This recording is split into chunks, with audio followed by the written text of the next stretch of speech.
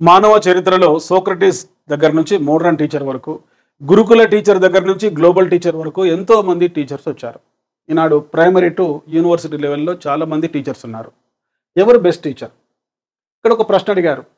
An effective teacher is one who knows. ఇది తెలిసిన వారిని ప్రభావవంతమైన ఉపాధ్యాయుడు అని అంటారు. ఎఫెక్టివ్ టీచర్ ఎవరు? ఎలా బోధించాలి, ఏమి బోధించాలి, ఎందుకు బోధించాలి, ఎక్కడ బోధించాలి? ఆన్సర్ ఏంటంటే ఇక్కడ ఏబిసిడి అనేది కరెక్ట్.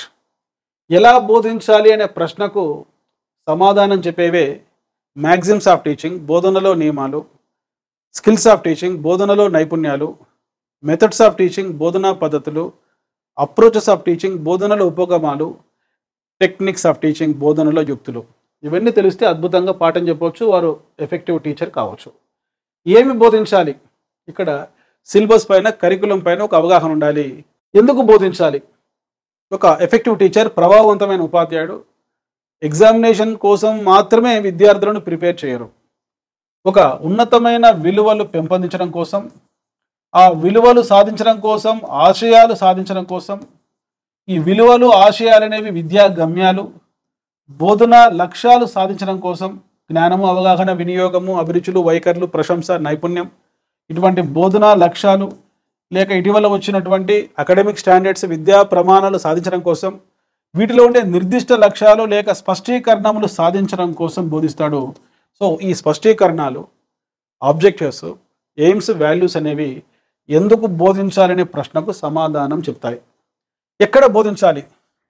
ఒక అన్ట్రైన్డ్ టీచర్ బోధన అంటే కేవలం 4 గోడల మధ్యలో మాత్రమే బోధించాలనుకుంటాడు. కానీ ఒక ట్రైన్డ్ టీచర్, ఒక ప్రొఫెషనల్ టీచర్ తరగతి గదిలోనే కాకుండా చుట్టూండే భౌగోళిక వనరులు ఉపయోగించుకుంటూ, చారిత్రక వనరులు ఉపయోగించుకుంటూ, ఆర్థిక వనరులు ఉపయోగించుకుంటూ, శాస్త్రీయ వనరులు ఉపయోగించుకుంటూ తరగతి గదిని సమాజంలోకి, సమాజాన్ని తరగతి గదిలోకి తీసుకొని వస్తాడు. ఎడ్గర్ డేల్ పేర్కొన్నటువంటి అభ్యసన అనుభవాలన్నీ కూడా ఉపయోగిస్తూ బోధిస్తాడు.